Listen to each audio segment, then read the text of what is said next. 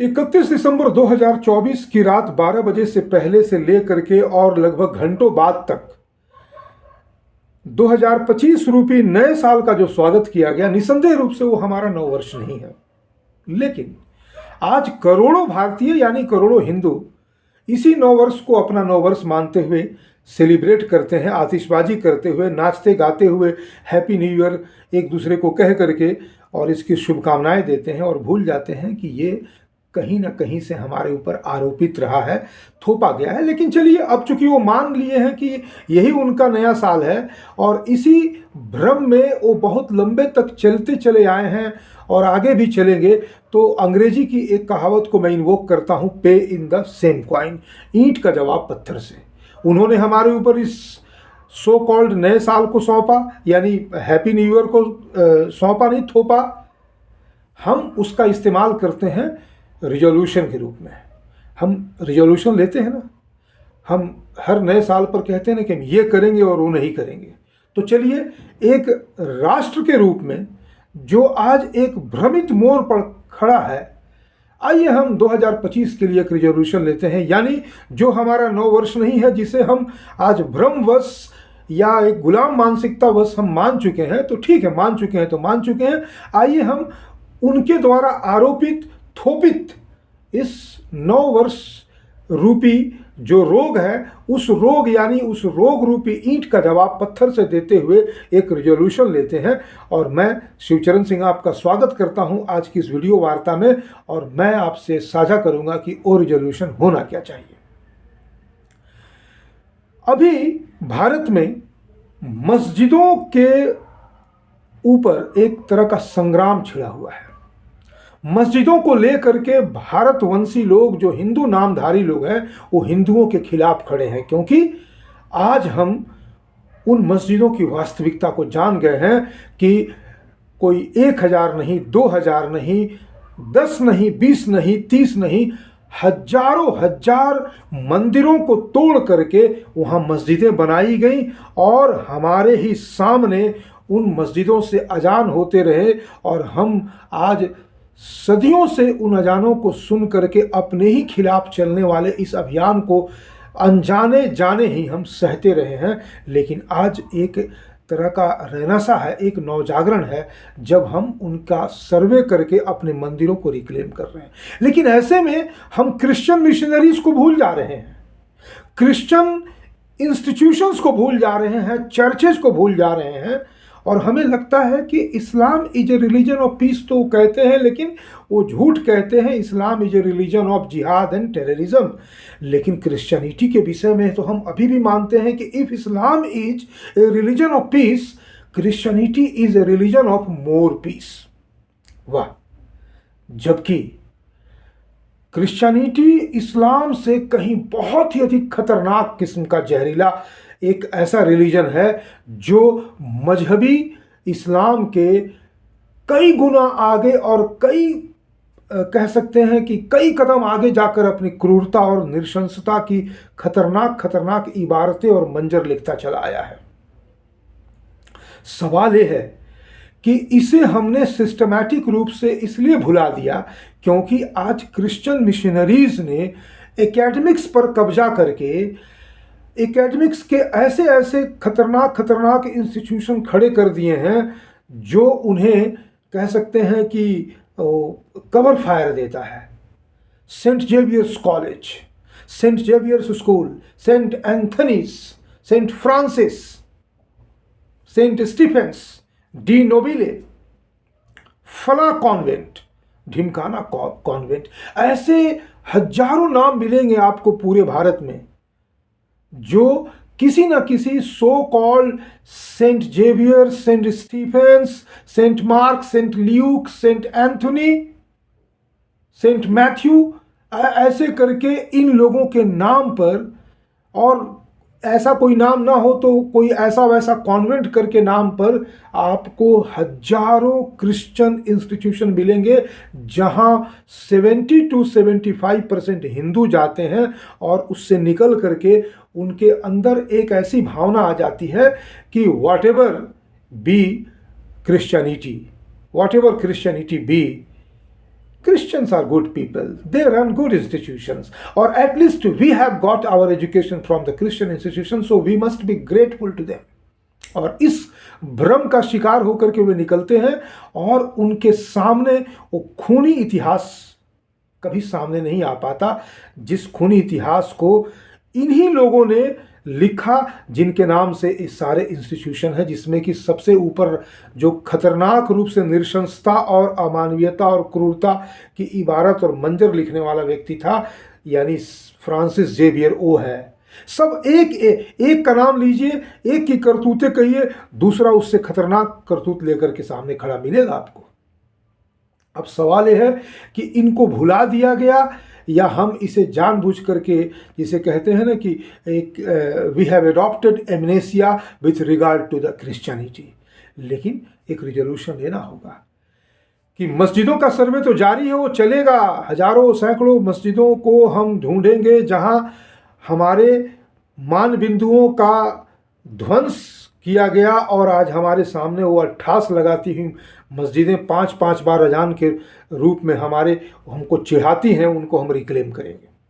लेकिन वे चर्चेज जो शांत हो करके, चुपचाप हो करके, लेकिन क्रॉस के पीछे का वो जो क्रूर चेहरा है, वे सारे इंस्टीट्यूशन जिसके नाम किसी ना किसी saint Stephen, saint church, saint Anthony, saint Mark, saint Luke, saint Matthew और जेवियर्स के नाम पर हैं, उनकी क्रूर कहानियां अगर हम सामने नहीं ले पाते हैं, नहीं जान पाते हैं, तो फिर हम कहीं ना कहीं एक ऐसी भूल करेंगे जो भूल जिसकी तुलना हम वैसे कर सकते हैं कि परमाणु बम के जखीरे से भरे एक हॉल में हम आराम से आतिशबाजी करते हुए घूम रहे हैं कि चलो भाई ये तो हमारे जश्न का माहौल है, हमें ये खबर ही नहीं है कि जिन खंभों को हम खंभा समझ रहे हैं वो वास्तव में परमाणु बम के पिटारे हैं।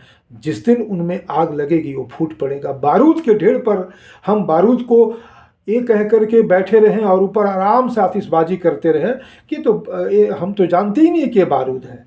जाने या अनजाने में बारूद बारूद ही रहेगा, उसका नेचर नहीं बदलने वाला है। जहर को जहर के रूप में पिया जाए तो भी मारेगा, और अनजान में बिना जहर का नाम कुछ और कह के भी पिया जाए तो भी वो मारेगा ही। उसी प्रकार से क्रिश्चियन इंस्टीट्यूशंस में हम ये सोच करके पढ़ें कि ये तो भाई यहाँ पर तो पढ़ाई होती है, हम पढ़ाई करने जा रहे हैं और इसमें नाम में क्या रखा हुआ है, अगर किसी जगह का नाम सेंट स्टीफेंस है या सेंट जेवियर्स है, यहाँ तो हम पढ़ने जाते हैं। लेकिन वहाँ से जब निकलेंगे तो हम भारत विरुद्ध होकर के ही निकलेंगे, और कम से कम अगर भारत विरुद्ध नहीं भी होंगे तो हम उनके पक्ष की बात तो करने वाले अवश्य ही होंगे। क्यों? क्योंकि वहाँ पर उनको हम एक तरह का बैक फायर कवर देते हैं कि नहीं भाई ये तो ऐसे नहीं हो सकते हैं। लेकिन उनका इतिहास उन्होंने ही तो यहाँ पर रखा हुआ है ना। कौन था फ्रांसिस जेवियर्स? क्या कहानी है गोवा की? क्या कहानी है लाखों उन चर्चेज की जो आज भारत के अंदरूनी गांव के ऐसे ऐसे हिस्सों में बनी हुई हैं। आप चले जाइए वेस्ट बंगाल, झारखंड, छत्तीसगढ़, मध्य प्रदेश, आंध्र प्रदेश के उन सुदूर आदिवासी इलाकों में या सुदूर उन ग्रामीण इलाकों में जहां हमारा आपका जाना भी संभव नहीं है, वहां हर 4-5 किलोमीटर पर आपको एक बहुत ही वेल फंक्शनिंग चर्च मिलेगा, और कहीं ना कहीं एक क्रिश्चियन इंस्टीट्यूशन मिलेगा जहां बच्चे पढ़ते हैं और उनका जो प्राइमरी एजुकेशन होता है वो पूरी तरह से ओतप्रोत होता है क्राइस्ट और बाइबल में। वे बड़े होकर के भले ही वो इस्लाम के विरुद्ध कुछ चीज़ें जान जाएं, लेकिन क्रिश्चियनिटी को डिफेंड करेंगे। इन्हें यही रिजोल्यूशन होना चाहिए हमारा। नए साल का यही रिजोल्यूशन होना चाहिए कि नहीं, we will find out what Christianity in reality is। और इसके लिए हमें जब धीरे धीरे पन्ने खोलेंगे हम, तो हमें पता चलेगा कि 1215 जब पूरी दुनिया इस बात को यूरोपीय इतिहास में जानती है कि इस समय मैग्ना कार्टा वाली घटना घटी थी, यानी democracy was planted in England. उसी साल एक और भी खतरनाक कांड हुआ था। 1215 में इंक्विजिशन की स्थापना हुई थी। वही इंक्विजिशन जो क्रिश्चियनिटी के खिलाफ जाने वाले लोगों को दंडित करती थी, उन्हें तरह तरह से प्रताड़ित करती थी और अंततः जो अपने आप को क्रिश्चियनिटी के खिलाफ डिक्लेयर कर लेता था उसे बहुत ही अमानवीय यातनाओं के साथ मार दिया जाता था। उसी इंक्विजिशन का एक ब्रांच इसी फ्रांसिस जेवियर, जिसके नाम पे आज हजारों एजुकेशनल इंस्टीट्यूशन भारत में रन कर रहे हैं, ने 1560 में गोवा में स्थापित किया था, जिसने क्रूरता की उन सारी हदों को पार कर दिया था जिसे सुनकर के हमारे रोंगटे खड़े हो जाएंगे। क्या था इंक्विजिशन? अगर किसी व्यक्ति ने या किसी व्यक्ति के बारे में ये रिपोर्ट पहुंच गई इंक्विजिशन के पास कि इसने क्रिश्चियनिटी के विरुद्ध कोई कांड किया है, कोई चर्चा की है, कुछ लोग कन्वर्सन के लिए गए थे उसका विरोध किया है, या इसको कहा गया कि तुम सुनो कि क्रिश्चियनिटी कितना महान है और इसने इसका विरोध किया, इसलिए ये ब्लास्फेमी का क्रिमिनल है, अब इसे सजा मिलनी चाहिए। सजा क्या मिलेगी भाई? जिस प्रकार का क्राइम वैसी सजा। और जो कौन है क्राइम? अगर स्त्रियां हैं क्राइम करने वाली तो उनके लिए एक ऐसा यंत्र है जिसका नाम सुन करके भी आपको लगेगा कि ये तो कोई no sane person on the earth will talk like this. अब स्त्रियों के लिए वो ब्रेस्ट रीपर नामक एक मशीन बना रखा था। गला से कोई क्राइम किया तो गला में स्क्रू ड्राइवर से स्क्रू कस देते थे, शरीर के अलग अलग अंगों में कीले ठोक देते थे। यानी अगर मारना भी है तो इतनी क्रूरता से मारना है कि वो तिल तिल करके मरे, और फिर उसको देख करके हजारों लोग जो किसी न किसी तरह से उनके इन क्रूर कारनामों के विरुद्ध में खड़े थे, क्रिश्चियनिटी के विरुद्ध में खड़े थे, वो डर के मारे आगे ना आ पाए। इस्लामियों ने हजारों मंदिर तोड़े, लेकिन क्रिश्चियन मिशनरीज ने उनसे कम नहीं तोड़े, लेकिन उनकी चर्चा नहीं होती है। उनके वे सारे रिपोर्ट्स आज दबा दिए गए। क्यों? क्योंकि इस्लामियों के इतिहास का जो दस्तावेज था वो तो अंग्रेजों ने सुरक्षित रखा, लेकिन अंग्रेजों ने क्रिश्चियन मिशनरी की क्रूरता की कहानी के जो दस्तावेज थे उन्हें गौन कर दिया। लेकिन गौन करने से वे गौन हो नहीं गए हैं।